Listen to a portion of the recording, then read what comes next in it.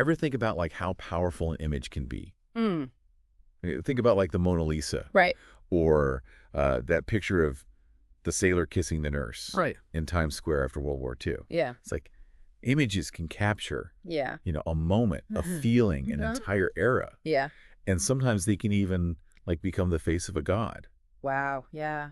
And that's kind of what happened with Antinous. You've sent us a bunch of sources that explore his story, Right. which is pretty fascinating. It's a story that takes us right to the heart of the Roman Empire, you Yeah. know? A world of emperors and gladiators, conquests and conspiracies, but also a world where love, loss, and beauty could collide Yeah. in some pretty unexpected ways. So to understand Antinous, Yeah. we kind of first need to meet the man who made him a legend, Right. Emperor Hadrian. He ruled Rome from 117 to 138 AD, and he wasn't your typical Roman emperor. So Hadrian was known for his intellect, his love of Greek culture. He even sported a beard, Oh, wow. which was seen as very un-Roman at the time, Okay. and his restless spirit. Mm-hmm. He traveled extensively Right. throughout the empire, more than Yeah. any emperor before him. And it was on one of these journeys that he met young Antinous. This youth from Bithynia in Yeah. modern-day Turkey who caught the emperor's eye with his stunning beauty. Yeah. I have to admit, when I was reading through the sources, Yeah. the phrase talent spotted kept popping up, Right. which felt a little euphemistic. It does, doesn't it? Yeah. To fully understand the dynamic between Hadrian and Antinous, Yeah. we need to understand the complexities of Roman sexuality, Yeah. particularly when it came to power dynamics. Okay, let's unpack that. All right. We tend to view sexuality Yeah. through a modern lens of gender and sexual orientation. Right. But Roman society had a different framework. Exactly. It was a society built on hierarchy with the freeborn Roman male citizen Right. at the very top. Okay. And within that framework, Huh. it was considered acceptable, Yeah. even expected, for these men to express their desires Okay. with those considered beneath them on the social ladder. Right. And that included slaves, foreigners, and in some cases even younger freeborn men. This brings us to a few Latin terms that are really important Right. to understanding this social landscape. Pudicitia, imputicus, empathicus. Yes. I have to admit, I needed to brush up on my Roman terminology for this one. I don't blame you. They're not exactly dinner table conversation these days. No, they're not. Pudicitia, to put it simply, was Yeah. the ideal of modesty and self-control, especially when it came to sexual behavior. Okay. To be imputicus was to lack that restraint, Right. to be seen as overly indulgent or sexually excessive. Gotcha. And a papathicus Okay. was a term specifically used for a male who took the passive role in sexual relations with another male. Okay. This was considered deeply shameful Yeah. for a freeborn Roman man, Right. a blow to their status and masculinity. So in this context, a young man like Antinous, Right. even though he was clearly favored by the emperor, Yeah, would have been seen by Roman society as occupying a Yeah. compromised position. that's right. But there's another layer to this story, Okay. one that adds a whole new dimension to Hadrian's fascination with Antinous. Yeah. His Greek heritage. Huh? Remember, Hadrian was obsessed with all things Greek. Right? He saw Greek culture as a source of beauty, refinement, and philosophical depth. And this fascination extended to the realm of eroticism as well. Absolutely. Yeah. In the Roman mind, Yeah. Greeks were associated with a more nuanced approach Right? to same-sex relationships, Right. one that drew inspiration from mythology and philosophy. Right. And this is where the figures of Ganymede and Hylas become incredibly relevant. Right. The beautiful youths from Greek mythology. Yeah.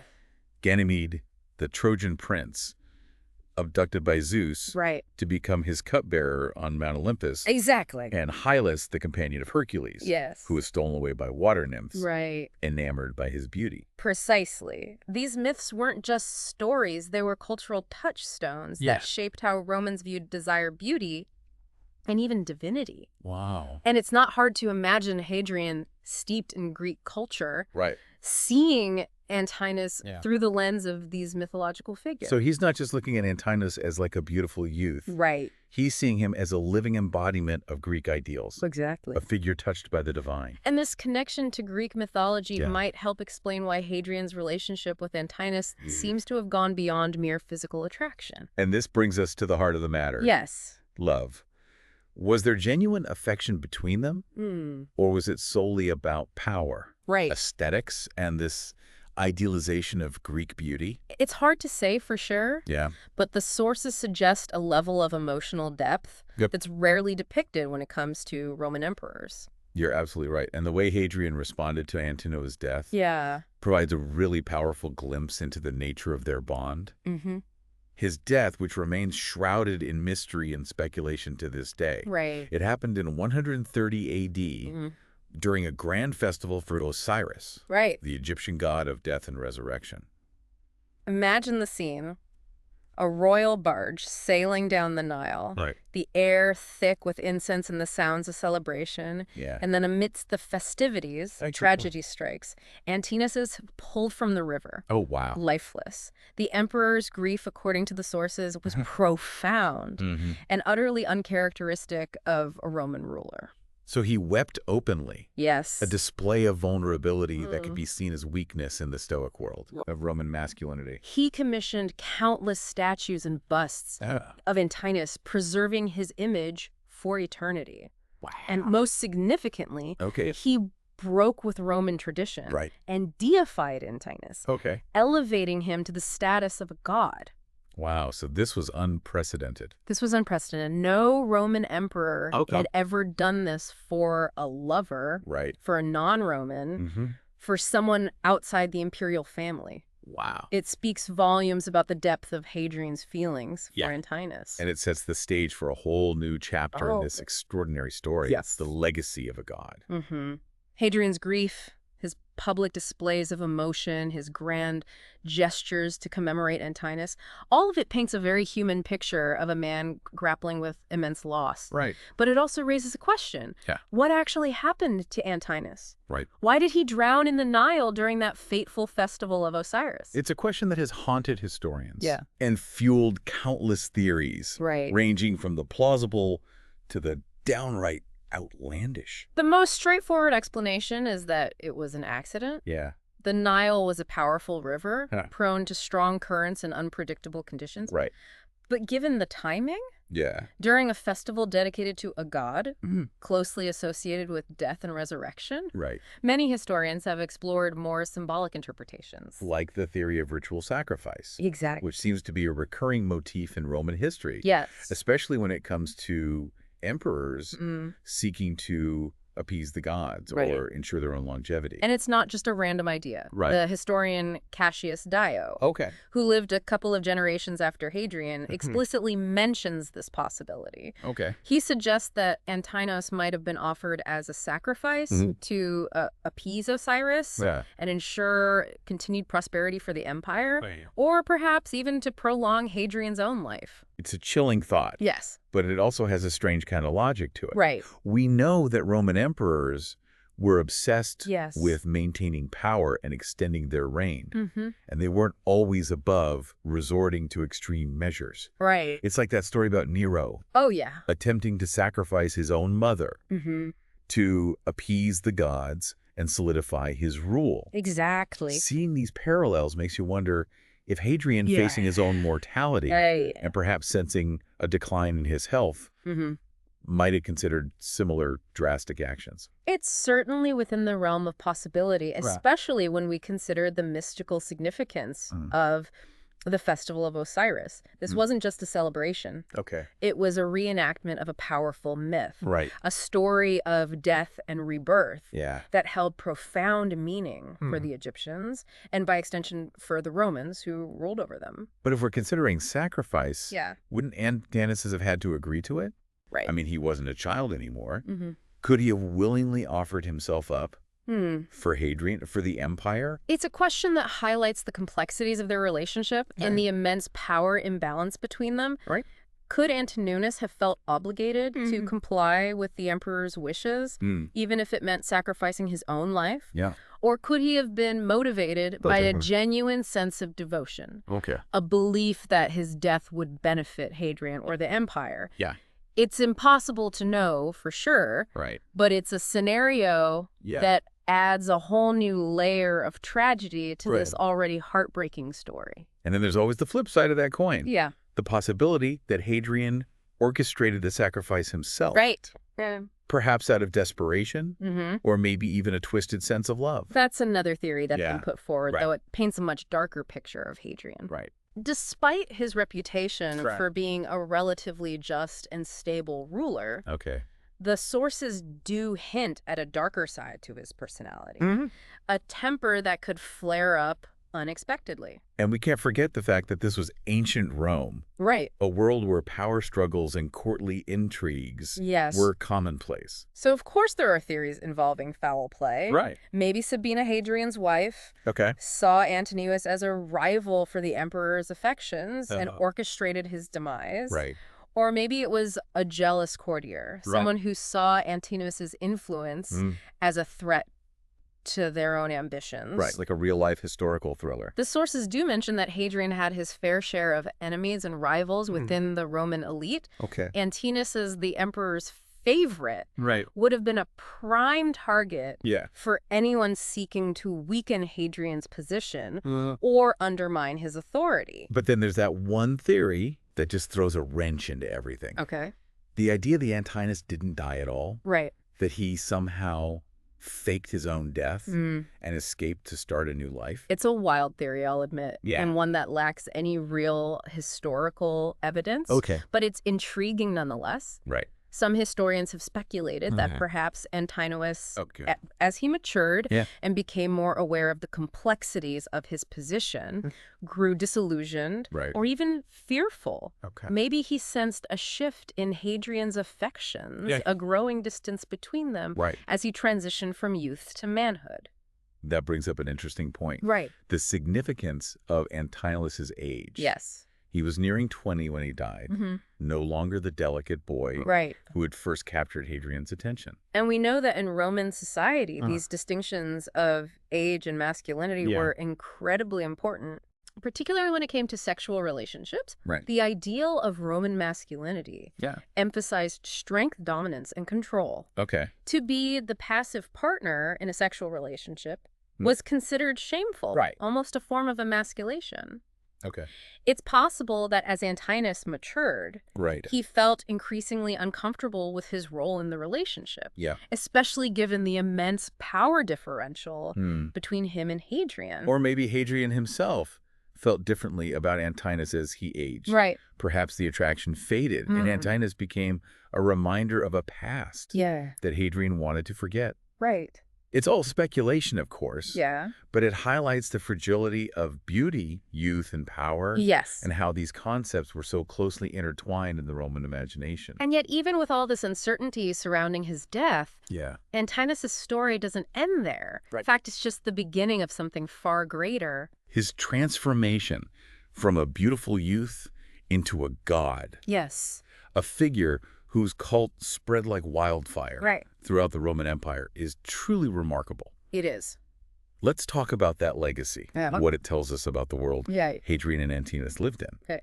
So Antinous' story, it didn't end there. He was more than just like a beautiful face.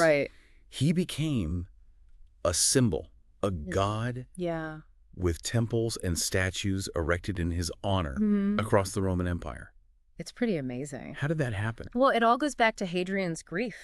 And his determination to immortalize Antinous. He didn't go through the traditional channels, like appealing to the Roman Senate for deification. Instead, Hadrian took it upon himself, almost like a personal declaration to the world. He ordered the construction of cities, temples, and countless statues, all dedicated to Antinous. So it almost sounds like he was bypassing the traditional power structures of Rome, appealing directly to the people. Especially in the eastern provinces, where Antinous' image really took hold. You're picking up on a really important point. Antinous, as a deified figure, was unique. He wasn't a Roman by birth.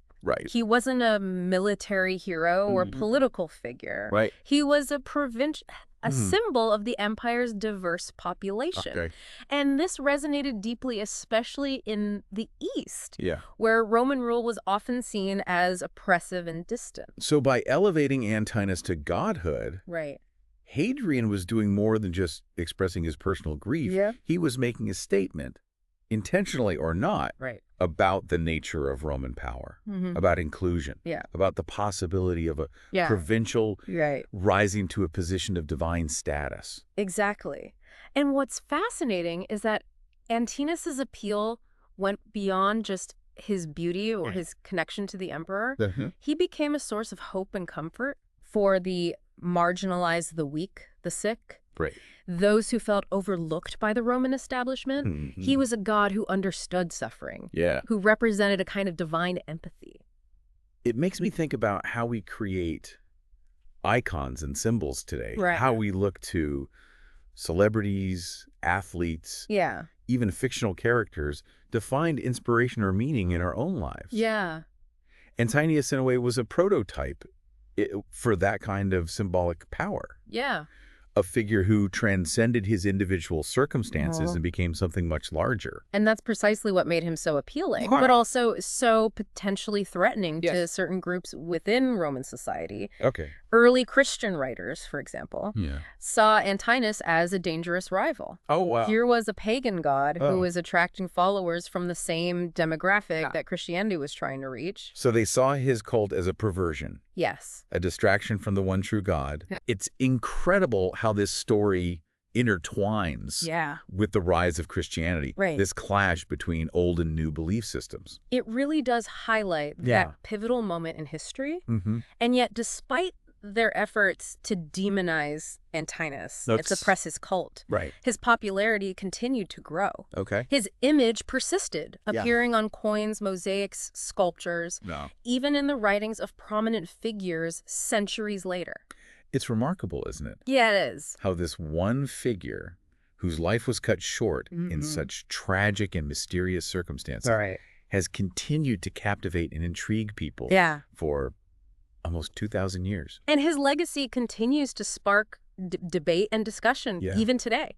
We see his image appropriated by different groups, from gay rights activists who see him as an icon of same-sex love to artists and scholars who are drawn to the complexities of his story and what it reveals about Roman society, about beauty, about power, and about the enduring human need for connection and meaning. So what does this all mean for us, looking back at this ancient tale from our modern perspective? What can we learn from the story of Antinous? I think it reminds us that history is never simple. That the past is full of nuances and contradictions that defy easy categorization. And it challenges us to question our own assumptions, to look beyond the surface and delve deeper into the stories we think we know. The story of Antinous is a story of love loss and the enduring power of image and symbol.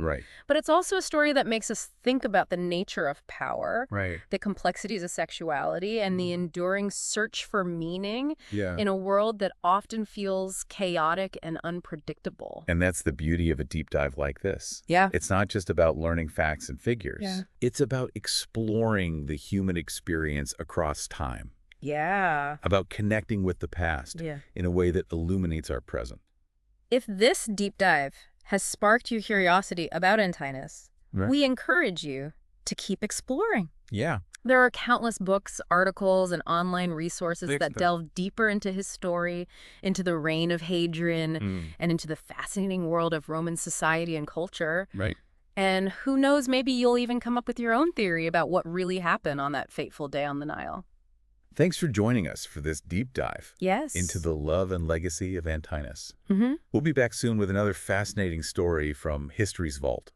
Until then, keep exploring, keep questioning, and keep those brains buzzing.